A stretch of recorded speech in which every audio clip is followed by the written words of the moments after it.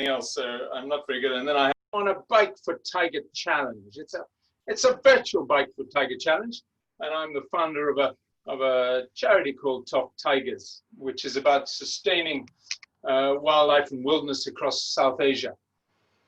And I'm traveling today, day 8 of my virtual bike trip around Madhya Pradesh in Panna Tiger Reserve, and I'm in Madhya Pradesh, which is the very center of India. I've spent 20 years moving in and out of India and up to Nepal and in South Asia. And during that time, I've met some of the most remarkable people in India, especially those involved in wildlife and conservation. And I've been to many, many of its parks. And really what we're trying to do here is to talk very much about travel, but also about the wonderful people and place that India is. And at the same time, trying to raise some money, specifically at this terrible time when no one can travel, when the sort of economics of nature tourism in India have been stopped dead in their tracks. And we're now having to get back to that. And we've got long months ahead without income for many, many communities. So if you are able, as part of this, we are raising funds. You can look on our Facebook page, get your wallets out and please help. There are communities now in those areas in which we'll fund directly in the various destinations that we go to and help them through really, really difficult times. And that's something that's not only happening, of course, in India, it's happening around the world where nature tourism has been a fantastic driver for conservation across the globe. So grateful for that. Now, really what this is a sort of chat show. It's me on my bicycle. I've got my bicycle here and I can actually pedal it, and I will be trying to present and pedal and not fall off my bike for the next sort of half an hour. And I'm going to be joined by guests, friends, colleagues, wildlife experts as I go through the next few days, but specifically today by a special couple that will be joining me. So I'm very delighted to welcome you all and hope you'll stay with us for the next sort of half an hour or so. That's the aim. Now, where am I? Day 8. So let me just get you some idea, and I should just probably give you some basis behind how this started, because of course I actually ran proper Bike for Tiger challenges over the last 4 years, and we've raised a lot of money specifically for some of those destinations, some of those tiger reserves and the corridors between them that have helped save the tigers and encourage that community conservation efforts around tiger reserves. So this is us going on one of our first ones. We just to prove that I did actually write it. There I am going through a lovely Madhya Pradesh village on my reserve.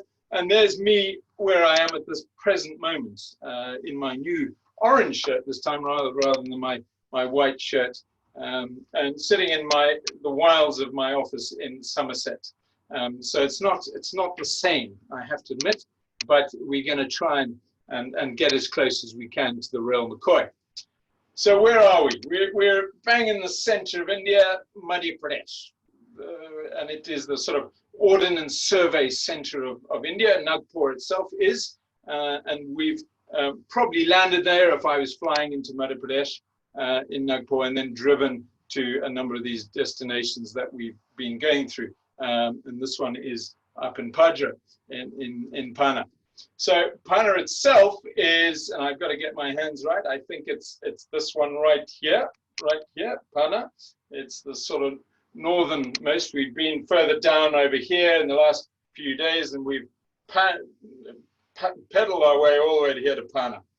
And it's a wonderful tiger reserve, and we're going to spend some time in it. So let's just take you straight into the glorious wilds of Panna. Now, Panna is built in part of the Vindhya range, and it's really a set of plateaus and deep gorges and hills. And of course, lots of the areas of India that have been farmed over the centuries and right up to now, all the lowlands and areas and all the mountains and hills and rocky gorges are the ones that have tended to be the remaining sort of parks and areas. And this would be a very good example. Here's a lovely picture of one of the gorges in full flow, probably monsoonal monsoonal time. So these would dry up, these would be perennial rivers, and that flow during the year in Panna. And it is a tiger reserve, and we're going to talk a lot about the wildlife. It also has a famous river called the Ken River that throws through it and is one of the borders, and we'll be talking more about that as we go forward.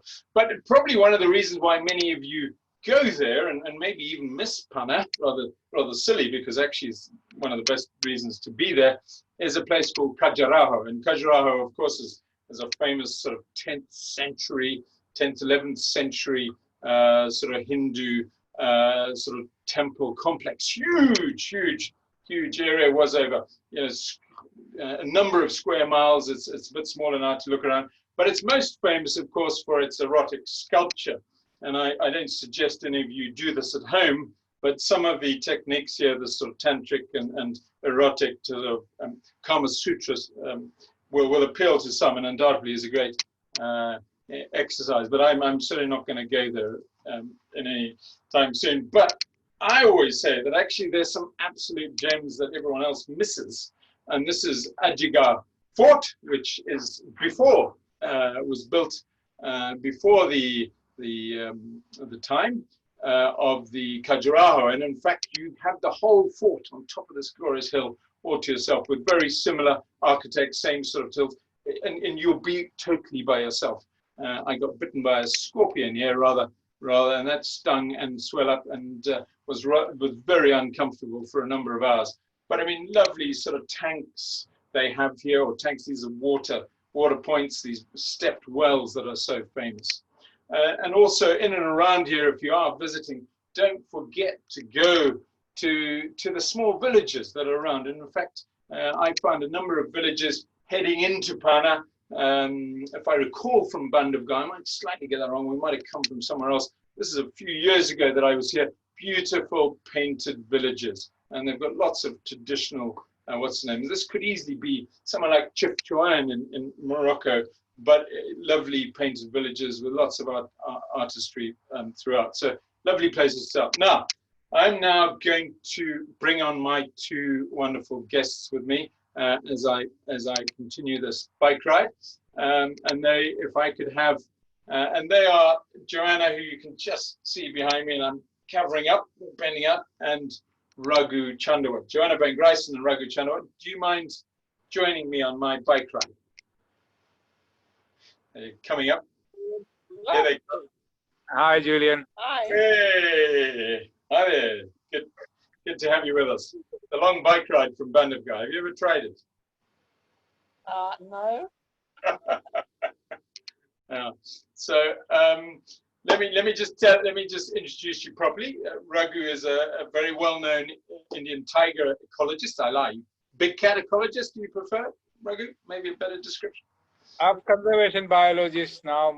I do a lot of work with conservation ecology. I'm gonna mention conservation and ecology and great wildlife, and we've been working for many years together and stuff, and we'll talk about that as we go. So Joanna is a brilliant nature photographer, and I know she's very modest and would probably sort of think, but she's also a fantastic Eco Lodge host now. So we'll be enjoying that as we carry on our drive. So after carry on our bike ride, I should say. So let me start, because your life really started about how long ago? 99, Raghu, am I right? Joanna, probably a little bit later than that, wasn't it? Where, in Panna? Yeah, in Panna, yeah. Oh, no, 95 we came here. Oh, 95. So 95 I came here for the first time, and 96 kind of we launched the project. Neil Gupte, you met in Phoenix, was my PhD student. He didn't complete the PhD, but he did work for 4 years, and then he left in 99, and then I wanted to enlarge the scope of the study. So I took study leave from WII, Wildlife Institute of India, and went to the field, and Global Tiger Patrol actually funded my first 2 years of study. Okay, brilliant. And Joanna, you joined them a bit later, didn't you, if I'm correct? I was sort of going out together. Yeah, we weren't married when he first started, but I was actually editing Tiger Link in Delhi, which was Okay, a small newsletter that put together all the tiger news in the country. that's right. I remember Tiger. That was one of Valmik. Didn't Valmik start that, or was associated with it? Valmik project, and we did it out of his office in those days. So I was Yeah, brilliant. one person band at that point. Yeah. Raghu, tell me, you so you started your wildlife research at that time. Here's a picture of you coloring one of your subjects. So tell me a little bit about that as I take a few other sort of pictures. When I came into tiger field very late after snow leopard around 94. I was looking for sites, and so first objective for me was to go and find out where tigers are disappearing, and then I little study based on what was available to us. The dry forest is the most wonderful habitat for tigers. That's where we've been losing tiger population in the past. So I went to Ranthambore, I went to Tadoba, I went to Pench, I went to Panna, and I decided on Panna for a couple of reasons. Panna was suffering, has the most problems, and also it was very suitable place for doing telemetry studies. Ranthambore was also good, but Ranthambore was very popular for tourists, and I didn't think that it will be a good place to put radio college. And so Panna, and when I started in Panna, all my friends, uh, All Raghu's friends tried to dissuade him from going to Panna because there were so few tigers there. They said, "They'll be going extinct. You'll have nothing to study." Nothing to study. No, well, that's the really fascinating thing, and as part of the story, is that actually we've sort of seen it go up and then down, and then it's back up again. So it's had all that, and we'll go through that as we go through it. Well, it's also very interesting to understand that what had happened was when we radio collared, we end up radio collaring four females in the core area, and the radio collaring and monitoring of those kind of provided a very tight security for these breeding individuals, and they bred successfully, and that was one reason why. And then when the monitoring of that was kind of because of many political reasons and other reasons, my monitoring was curtailed. The mortality started happening. But there was also a very good field director at that time. He wasn't a big wildlife person, but he was very honest, intelligent officer. And the forest department and the research team worked very closely together, and that was a key. P.K. Chaudhary was the key for the first build-up of tiger population. He was there for 4 or 5 years. P.K. Chaudhary did amazing work, and that was the reason why the population went up. And we worked quite closely with him. And then around 2002, things started going downhill, and we lost the population. But that history now, we can only learn lessons from that. We can then look at how we can ensure those populations. No, sure. I'm sorry you can't see one of your subjects behind us, the sort of lovely tigress there. So that was, and a lot of this, of course, you've covered in your book, and it's part of that, and I'll share that going forward.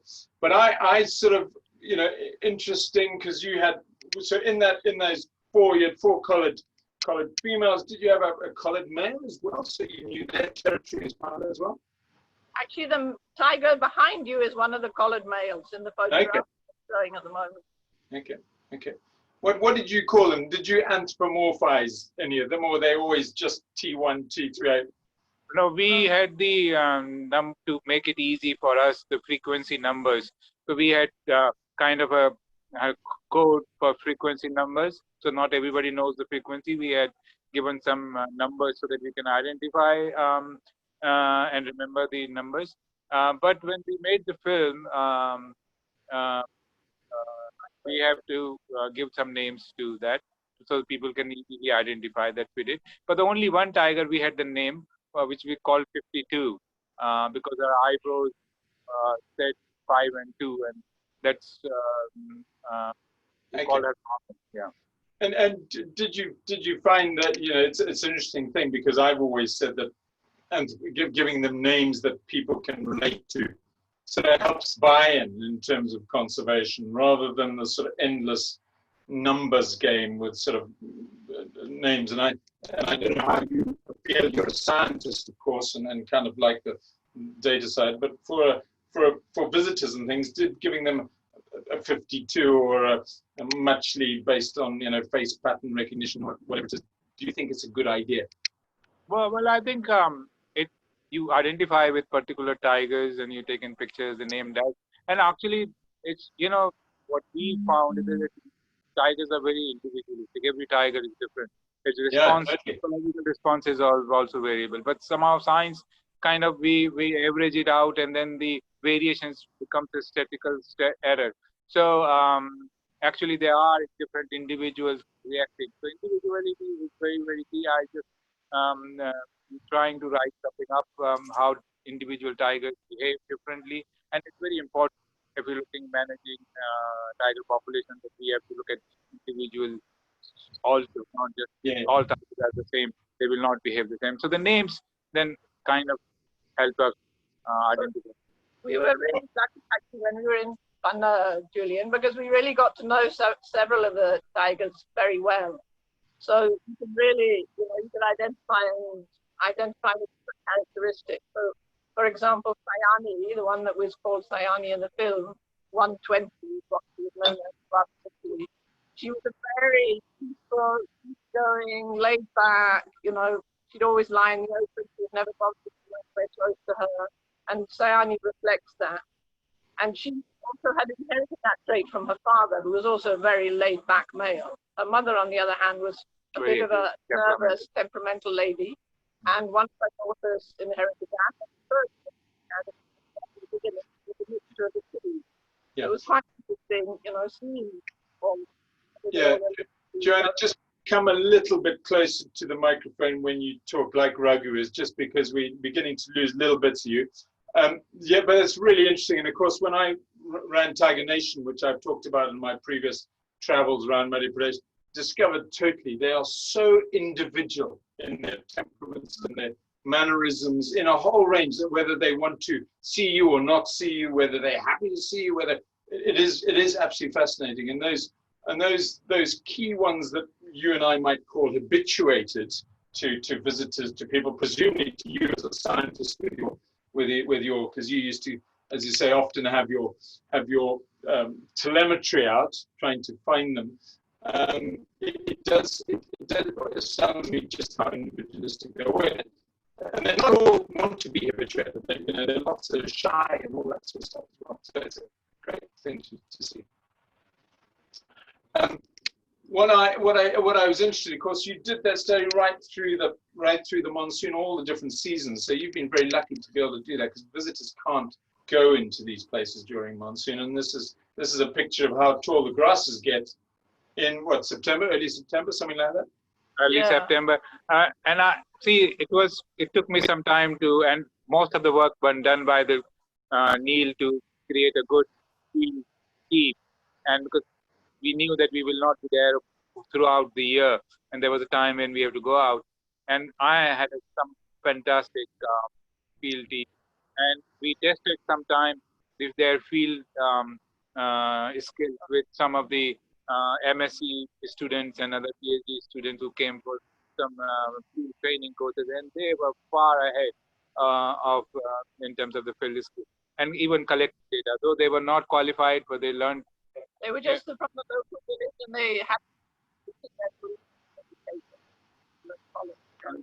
but they really. Those days it was DOS-based, command-based things we have to do. They could do triangulation. I got a Hindi Excel. They could fill the data. They could calculate error polygons for me. Everything. They were fantastic. They were better than you, right?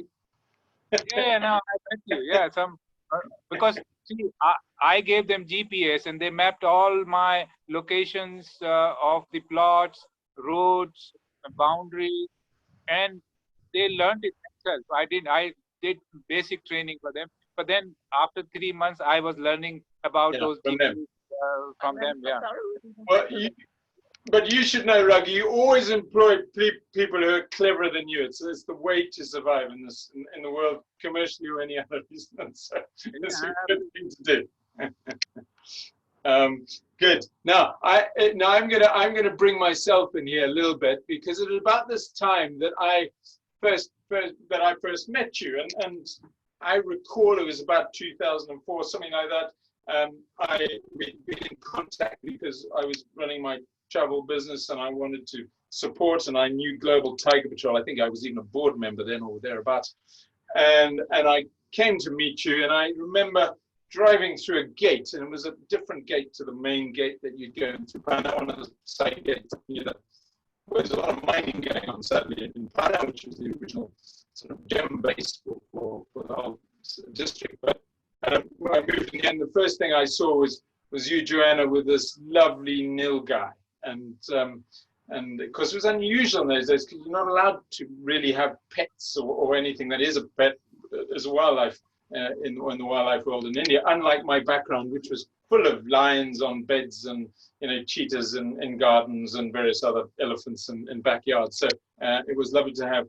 And I personally remember, I don't know if you can remember, that we would sit by the fire at night chatting, and your nil guy would sit down with us, and can you remember what it kind of did as it sort of busily fried in front of us?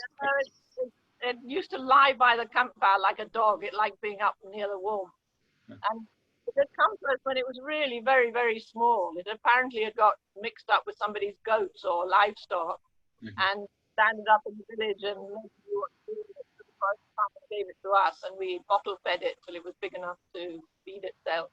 And she actually turned out to be rather of something of a brat, and she used to get fed by all the visitors coming in the gate, so she got a very sweet tooth. But although the forest department were very keen that she should be rehabilitated, she was taken a long way into the middle of the farm and released. And she found her way back in no time at all. I mean, having never explored the forest before, but followed somebody, one of the guards' scents, or whether it was just homing instinct. Yeah. Sure, but came straight back. She wanted to get back to those biscuits at the gate, yeah. Don't we all? so the reality, and rather sadly, I heard she came to a rather tragic end. But well, she was still there when we left, but I think she never did fully go wild. To the village and then she started going to the village, looking for chocolate biscuits. Well, that happens. And it was that time. And also you had someone, I can't remember how closely, but you really did have someone who has sort of since gone on to be a bit of a kind of a kind of marketing niche for Microsoft. And this is a good old Kustab Sharma. Well, he's now Dr. Kustab Sharma, if I'm correct, did his research with you, didn't he? He came to study the four-horned antelope. That's right. Yeah. That time it was a fantastic environment because P.K. Chaudhary was there. He knew the importance of science. So Costa was there I was doing my tiger study. There was one guy. Shekhar Kolipaka? No, this may be before Shekhar. It was Yoganand who was doing sloth bear study, a radio collar sloth bear study. And Yogi doing a bear study. I used to love that. So it was fantastic atmosphere there. And that's one reason why how Panna success story started. Yeah. No, you say it was brilliant, and that is just so. Good field directors are the most valuable thing you can have as a researcher in any of these places. Actually, so many parks in India, somewhere like Kanha, you'd have thought, should have been full of researchers right through, but for many years there was nobody there doing research. The field director at the time, didn't encourage it. He wanted to do only his. Yes, desperately sad. It was so different at that time. It was really very different. And the one thing a lot of research is being done now, which is very good, but we're still missing out on long-term research. Yeah, get that long-term. So, and Kustab was interesting because I sort of got hold of him and said, come on, you've got to help run some trips for us and give us a privileged insight into nature and to conservation in Panna at the time. And it was a time which was getting a bit tricky for you, I think, but Kustab took some of my groups and we did some wonderful studies. And I do laugh because he ended up becoming the sort of icon for AI, Microsoft AI, and he ended up, being part of an advert you often see even on the UK telly, and he shows us snow leopard. He's now a snow leopard man, and it's a wonderful story. He's done incredibly well, and he's got some amazing databases, amazing sort of recognition software, hasn't he, for these animals? Yeah. So they're doing wonderful work in the snow leopard area. We're not in complete touch with the progress which is taken, but I've been in touch with Costa and some other people, and that's the leaps and bounds, the kind of information we got on snow leopard. And you would have liked this when you did snow leopard research, wouldn't you, Raghu? Well, when I did, it was very, very basic info. Even when we first went in, we had an international program, and when we first found these tracks of snow leopard, it was international news. It was New York Times. It was all over the world that team has found a snow leopard evidence in India and tracks. So from there, it was now what we know is it's huge, and it's thanks to the small group of people who've doing. And we forget a lot, don't we, Raghu, that actually, in the olden days, so when George Schaller was doing tiger research, he only saw 2 tigers or 2 tails in the entire 2 years that he spent in Kanha. So, you seeing a tracks of a snow leopard was huge news. Now I went there 2 years ago and I saw snow leopards within 2 days. And that is a real bonus now for the nature traveler. You can go to these places, you can have, a damn good chance of seeing wild tigers, wild animals in their perfect environment across huge parts of India. And that's a massive bonus. And that wasn't around just 25 years ago. Julian, the good thing about India is that if you look at the success stories in any field, and especially in wildlife conservation, India is right on top.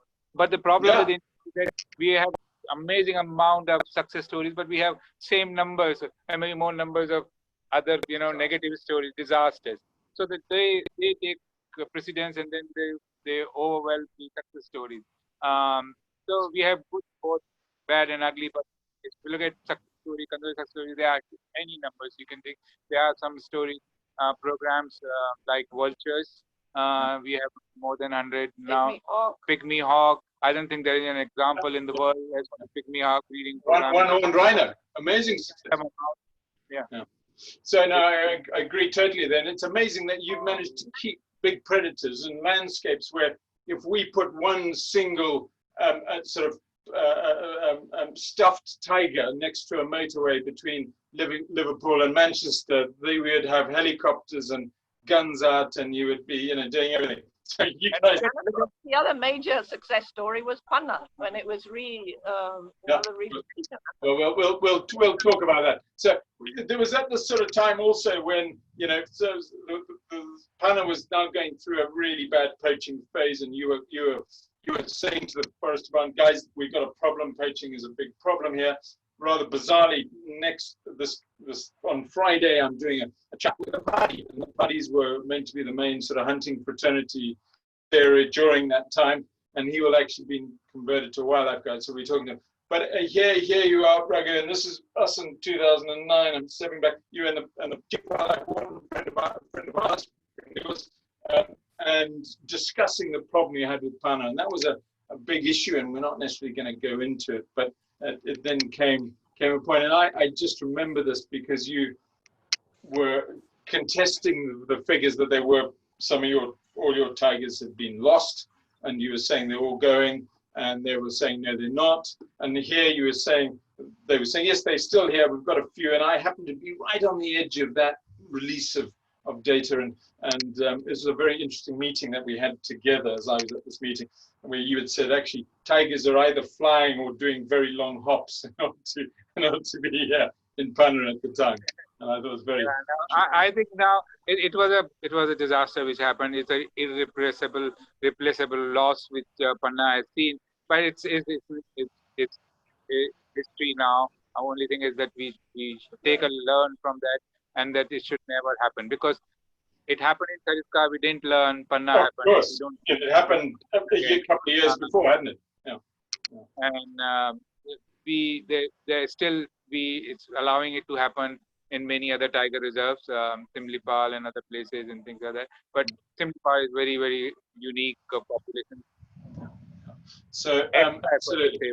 So so that was a really interesting meeting. So we were there. Now, just so we don't go on about that sort of local extinction event, or they call it what did they call it? Something else? Like, augmentation of the population. Augmentation. Yeah. So if you want to read about it, Raghu wrote a really good book, and it's a brilliant book about tigers, about their lives and lives. So feel free to get that. Still, I think you can still buy it. Can you, presumably, Raghu? And so, Tigers, the Emerald Forest. The rise and fall of the emerald tiger. The rise and fall of the emerald tiger. You're right. I got it wrong. Sorry.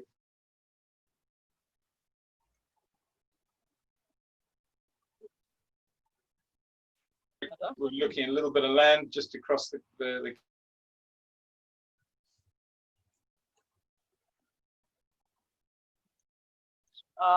Is this us or you? We're a little frozen here. Julian, are you still with us?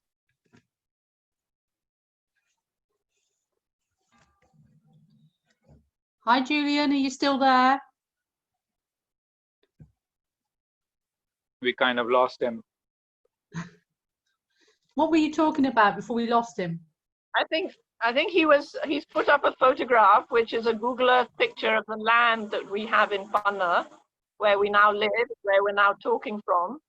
And I think this is a photo of what it looked like when we got it, which was just overgrazed, bare brown land. And actually, it's part of some farmland, but it belonged to a family. And on this land, there was a project for the railway line to go through it. We didn't know that at the time, but we discovered later, after much later, some years later, when we started building a small lodge here, that actually there was a railway line plan to come through it. Luckily, that was dropped.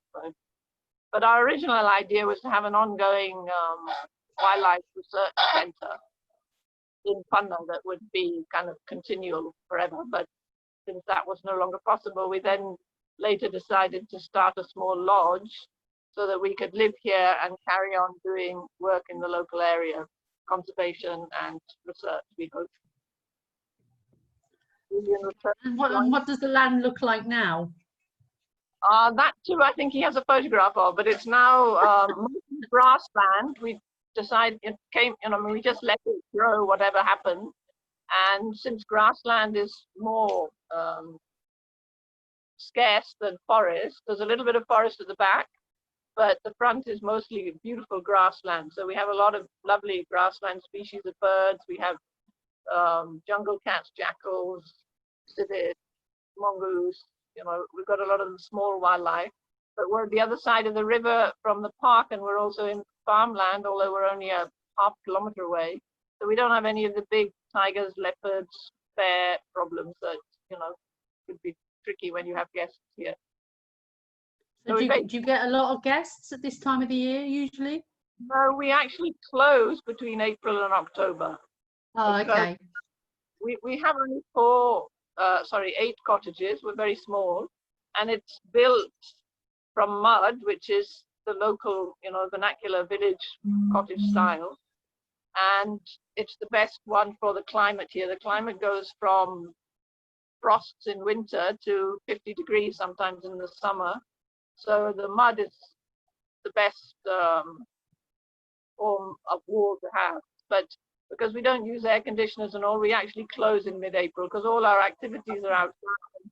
Once the summer comes, after 7:30 in the morning, you don't want to be anywhere near the sun. So we shut, which has been lucky for us this year because when the pandemic arrived, we were only a month from closing. So it hasn't had as dire effect on us as it would have done on the properties that open in the summer. Yeah. So do you think this is going to affect you opening in October, or do you think you will be able to open in October? I rather doubt it. We are getting bookings from December onwards, but I think it's a sort of wait and see, basically. We've actually been very COVID-free around here. So we wouldn't want outsiders coming, and endangering the local villagers might, it's their decision really whether they want outside or not. But let's see, we hope things will some kind of normality. But actually, the park has already opened. It opened on Monday week, and some vehicles, local people are actually going in. Oh, but wow. It anyway closes on 30th of June for the monsoon. Every year it closes. Right. Okay. Well, I don't know what we've done with Julian, but I did have a question came up while you were talking, and it comes from Jackie Downey, and she asks, what is a tiger population like now in Panna? Has it recovered over the year since the early 2000s? It's been amazing success story actually. There's not many examples, so it's back to normal, I think. And so what was it at the peak in early 2000 is almost there, and so yes, population is recovered quite well. And again, you see, they introduced when they introduced the animals into the park, they put radio collars on them. So they're monitoring them 24 hours a day. So that gives a lot of protection, especially to the females. It's important. So although poaching does continue, the core I was just going to ask you about poaching. Poaching do you get a lot of poaching problems? Yeah, no, poaching is everywhere. Poaching poaching will be there, and it is not going to go away very soon. Or it's the how well we manage our population, so they don't come from this poaching. Okay, I'm just bear with me. I think Julian's trying to make contact with me. Just bear with. Any more stories you could tell while I'm trying to get him back?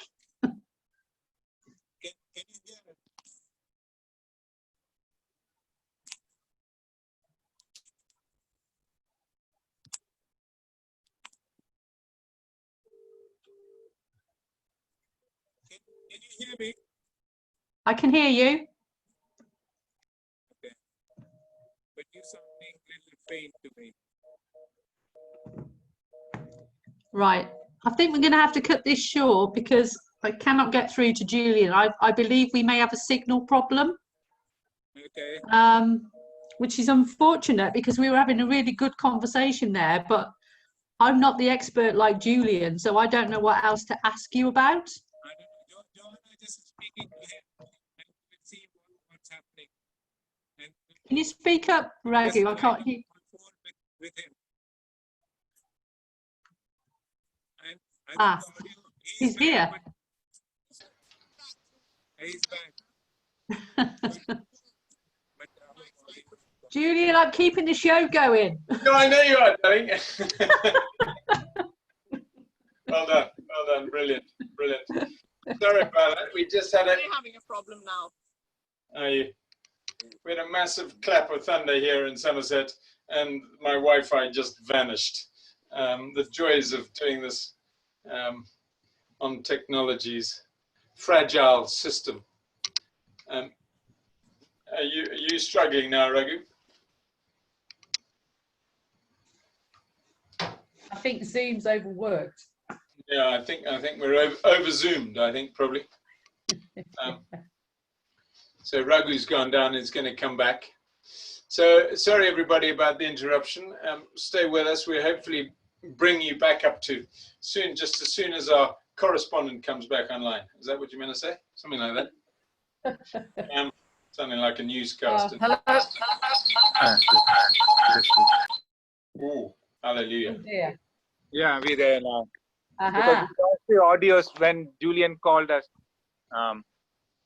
Yeah, sorry about that. That's all right. Now we're back. You're back.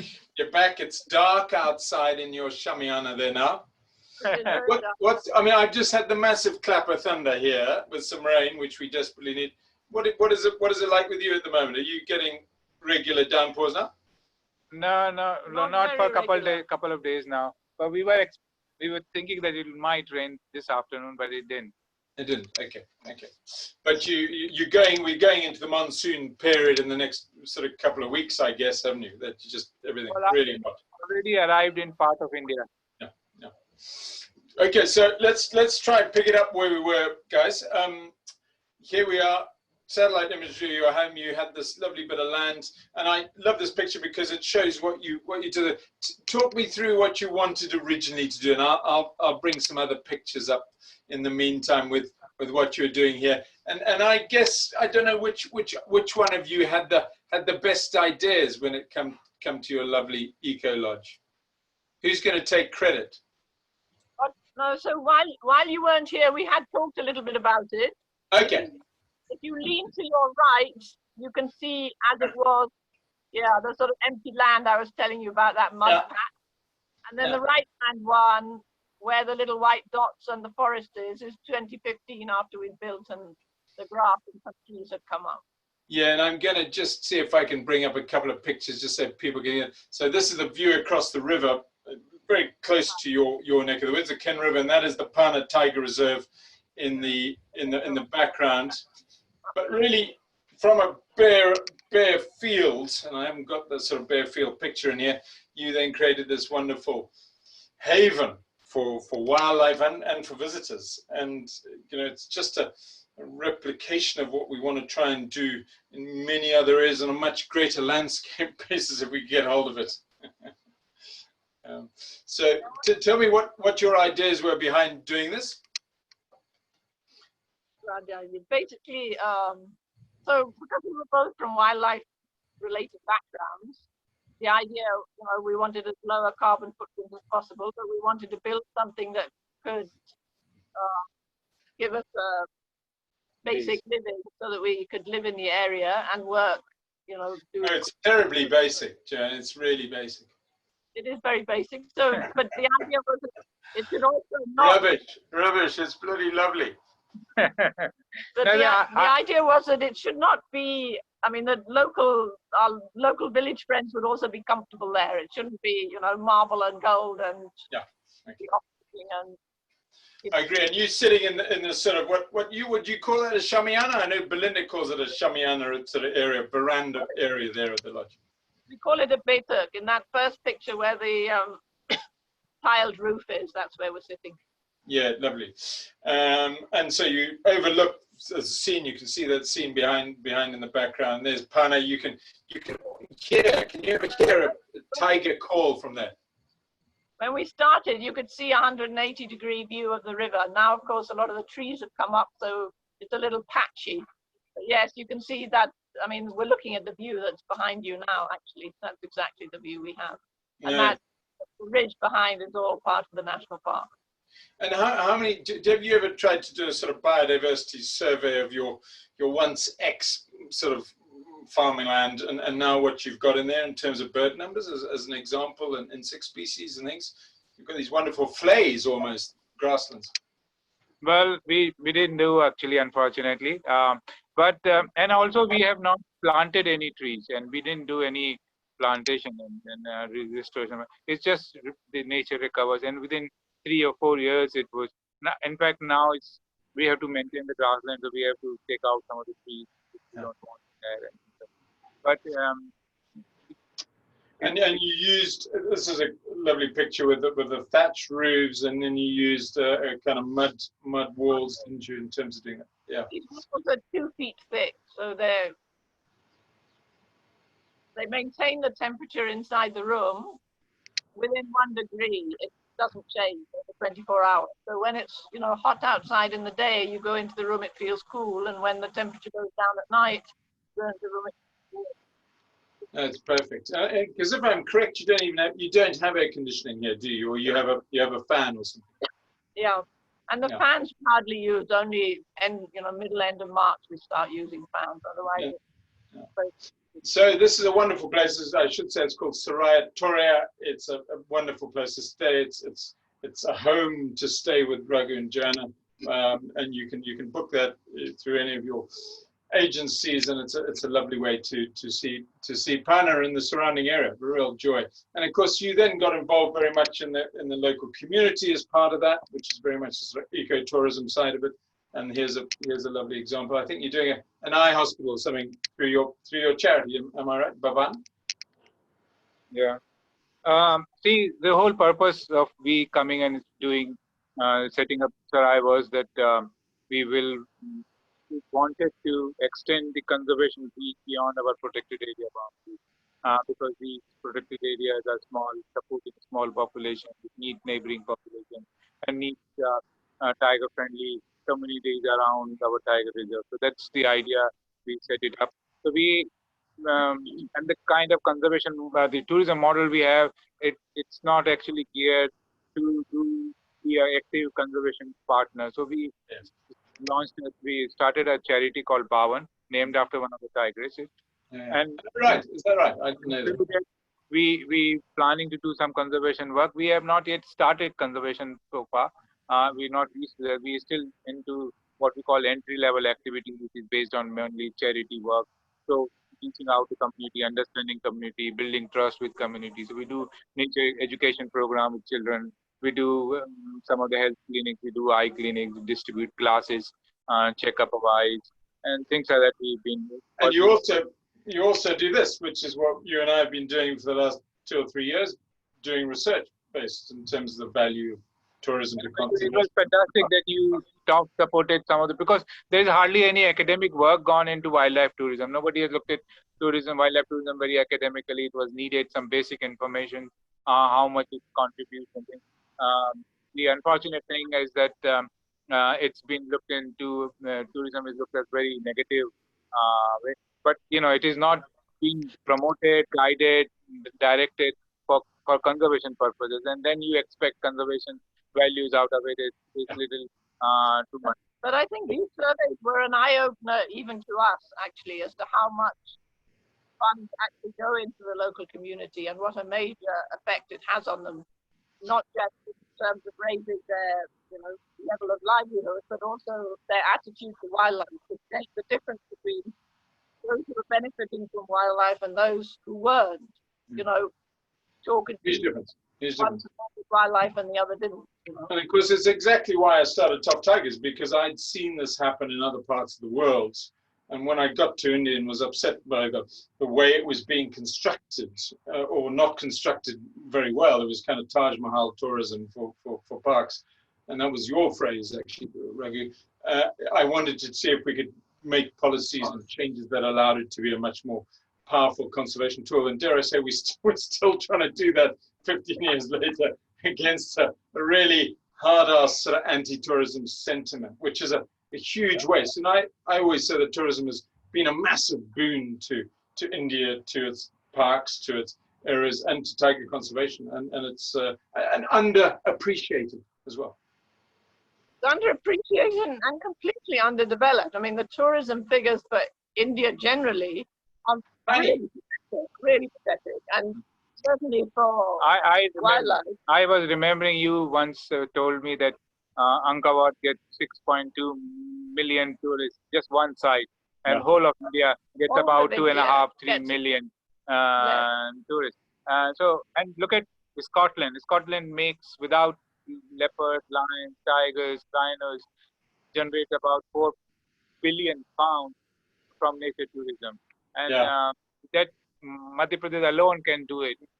There is something not right we're doing. Yeah, we do it from capercaillie and a few red deer. So you should be able to do a better job in India.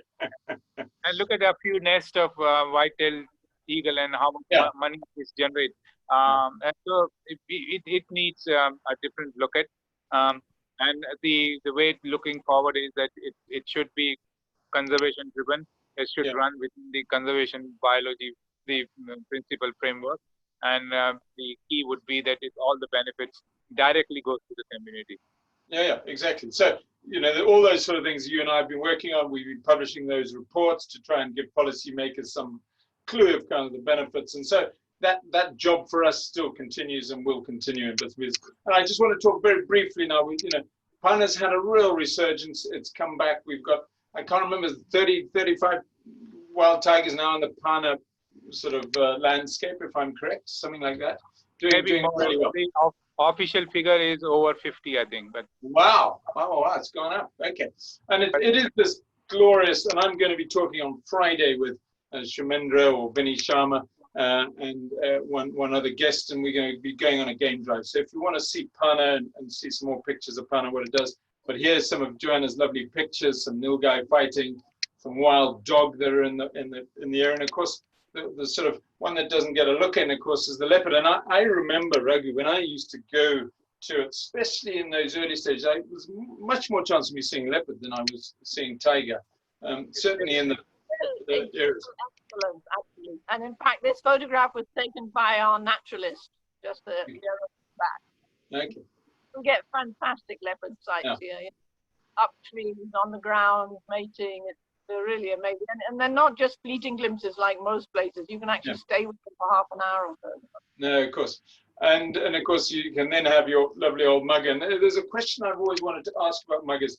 Why are these muggers not as dangerous as, say, now crocodiles to people? And is there some evolutionary reason why they decided that that nailing people like they do in Africa is not such a good idea in India? I don't know much about the cold-blooded animals, but but we reckon here they just get enough to eat because the Cane River is a very healthy ecosystem. So we've not had hardly any incidents with. Really, it's amazing. I've never heard of muggers attacking humans, and yet they live by the riverside, humans, and these very happily for some amazing reason.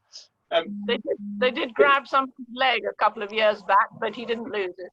Okay, is that right? Interesting. Raghu, just very quickly, we've got this Ken Batwa problem coming down the line, or down the river, dare I say it, in the future.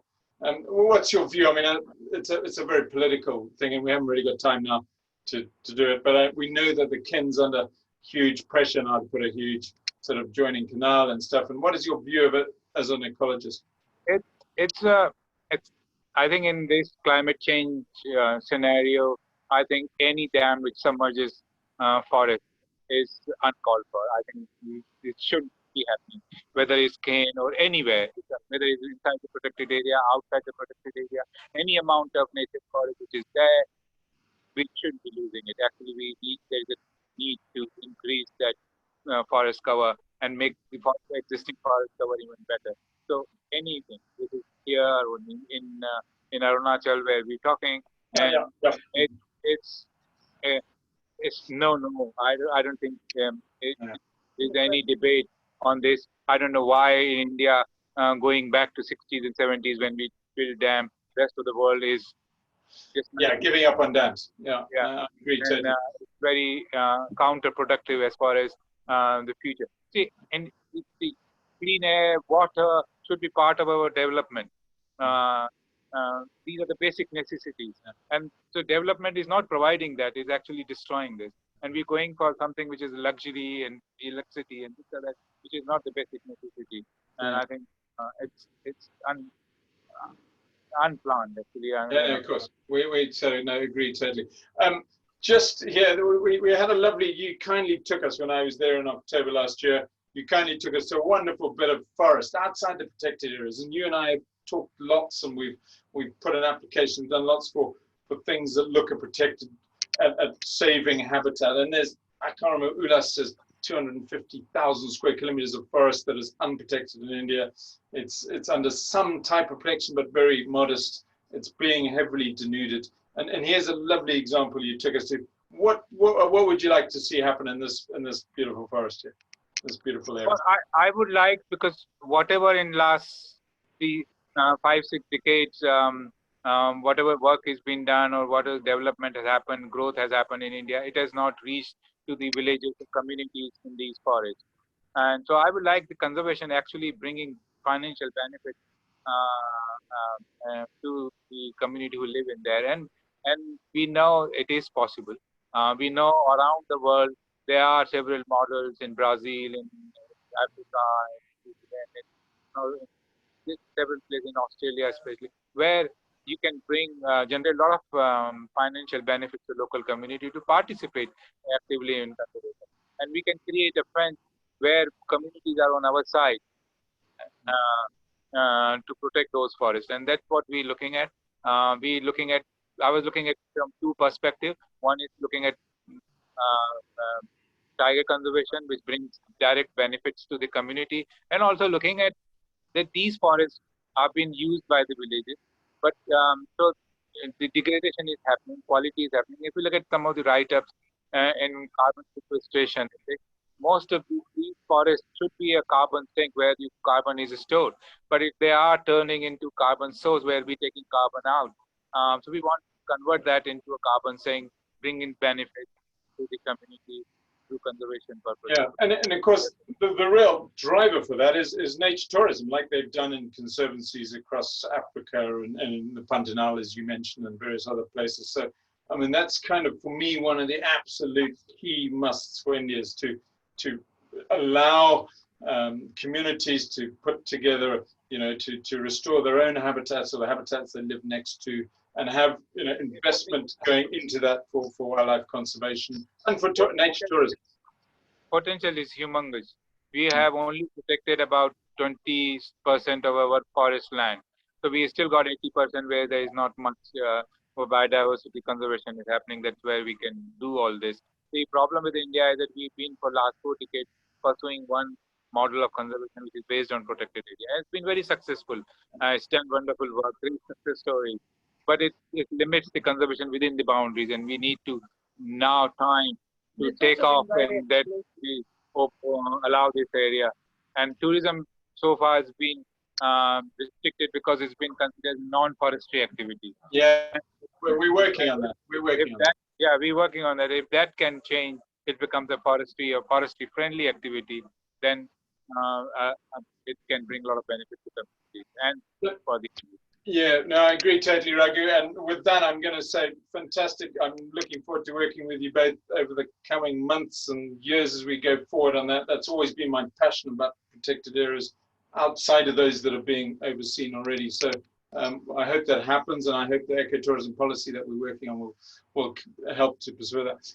So huge thanks to you both. I'm now going to go on a little spiel about sort of, please, when you go to Panna, do look up the sort of good places to go. There are some magnificent lodges there. The Sarai Toria is one of them, but we also have within the top stable, and we use the pug certification as part of that tool. You can see Pashangar, which is a Taj Safari property. There's a lovely property up there in about 100 acres of wildlands. And here we have the Tenduleaf property, which is also actually quite close to Sarai Toria. You can see similar sort of views. So these are places you should be looking at to go and stay and enjoy the wilds of Panna, and of course all the areas surrounding that I talked about earlier. So really delighted to have both of you with me on my pedals. I'm sorry I fell off my cycle for about 10 minutes while the thunderstorm passed through and stuff, but I hope everyone's enjoyed it. Please remember to, if you'd like to contribute to our fundraising, the links are on our Facebook page to donate there, and so is anything to do with Top Tigers and the charity itself. So feel free to do that. I actually have produced a guidebook to the Wildlife India as well. So again, you can download that off our website or buy it off Amazon. So on Friday, we are going to be joined. We're going to go a game drive through Panna with a lovely man called Shamendra Singh, Vinny, I've always called him, and we're going to be joined by an ex-poacher, a guy called Biren Padi, and he is going to show us some of the mimicry that he uses to attract animals, and it's an amazing skill and one that is used. He's now a wildlife guide, so we're going to bring him on and give us some of those. So please do join us half an hour later on Friday than normal. So it's 8 o'clock Indian time, 3:30 UK time. So big thanks to you both, Joanna and Raghu. Good fun. Thanks for chatting. Hello, And Jules. Are there any questions or anything? Yeah, there's another question. Yeah, we did one when you were disappeared, but I've got another one. Harsh, he asks, how does the African conservation model differ from the Indian model, and which one do you think is better? Which model? the African model. Does he mean the tourism model, or does he mean, do you know if he means the tourism hush? Do you mean the tourism model or the model of conservation per se? I think the bottom, I mean, either, Julian, basically the difference is that Africa has many different models. So you have, you know, the government-run places, you have the private-run places, you have community-run places, you have various combinations of that. Whereas in India, as Raghu was saying, we've only ever had one exclusive government-run model, which has one organization. But we, you know, now we need to look beyond that. So the more the different models, and if they have opportunity for me, I will do it differently. Joanna will do it differently. Julian will do it differently. That's what we want. Some will be successful, some may not be, but we need different models. Okay, he's actually referring to the conservation model. That's what he says. That's what we were, So the problem in India is that we don't yet have a conservation model outside of parks, which combines both the sort of economics of conservation and conservation itself. So that's what we're trying to set up. And that model doesn't just as a template. You can use that as it can be adapted to every geography, to every person, to every investant. So all those different things. But that we just don't have that model yet. Yeah. But it also has to be said that Africa isn't just one model. I mean, it's a number of different countries, and different countries have different models. Some do it with hunting, some do it with whatever. Livestock, somebody's doing some, and African parks is doing very differently, privately managed government parks. So there's no one Africa model. There are so many different models in Africa. So we can learn from them.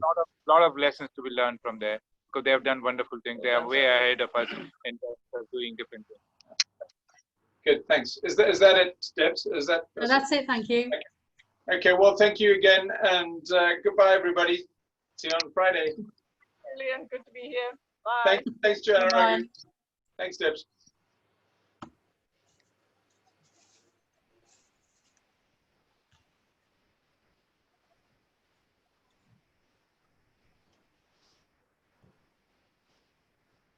Thanks, Debs. Good, I'm sorry about that. Knocked out 10 minutes, but well, I couldn't answer your call because I was trying to keep it going. Yeah, no, I kind of thought, because I forget when I think mine goes, I forget that actually yours carries on. So I think that you're doing a bit of that, and yeah, quite tricky. But hopefully we kind of kept them. I wouldn't have a clue what the numbers are like or anything. We had a few people following us? Yeah, I think we've 400 odd. All right. Okay. Good. Okay. But I think a lot of people watch it back after, don't they? They watch it when it's convenient for them. Oh, huge. Yeah, maybe because I see the numbers go up. Yeah, doubles up in numbers. Yeah. Okay, brilliant. Thanks, Deb. So we'll see you on Friday. Friday's going to be a little bit more tricky because Vinny is a really, he's a lovely guy, but he's the most fucking untech savvy guy. He doesn't answer emails. He doesn't answer. He hasn't registered. He doesn't have photographs. He's just a pain in the ass. He's a nice guy, but I'm gonna have to work hard for him. Whereas Raghu and Joanna, I kind of know them really well, and I know Vinny well, but he's just a harder character to. Yeah. So anyway. So where are we going next week? We're going to Ranthambore next week, I think. Ranthambore. Okay. I have to say I haven't done absolute buggery because my problem is that without Laura doing quite a lot of it, I'm struggling to keep, just having to pedal very fast, and I'm starting, like you, I'm starting another organization, so I'm going to anyway, the fact is that, and I don't know, were you able to put up the donations page and links? I will do. If you wouldn't mind. And when you label, darling, when you label the each of those videos on our site, would you put the names of the individuals in them? Because if they're not there, people won't know. You see, the trouble is, Jules, right? When I post, I go to your page, and I tag them in there. But when it goes up, it doesn't tag. I don't know. I tag as much as I can. Yeah. But when I say tag, actually in the headline it says, day 7 and what's the name. But if it could say day 7, what's the name, with Raghu Chundawat. Yeah, I do. Oh, you do? Okay. So I never thought, because it just doesn't come across when you look at the things. It's just day 1, day 2, day 3. Particularly if it's on your page. If it's on your page, It's easier because they're your friends and I can tag them easier. Okay, rather than Tough Tigers. But when it's Tough Tigers, even though I tag them, when the post goes up, it doesn't tag. Yeah, it's very There's frustrating. nothing to click. There's nothing I can do about that. That's a new thing that Facebook have done, which is really annoying. Yeah, and it's you know, it just means that no one has a clue which one to open. You know, just because it just doesn't have any names attached, or what's the name is day 700. It's got names, but there's no link to click. Yeah, so you can't see. yeah. So it's really tricky that. Can we post them to Instagram and things like these things? No, but I'm going to try and put them up on YouTube. I've got to go, Jules. I've got a call coming in. Okay, Debs, yeah, thanks a million. You're a star. All right. Hello.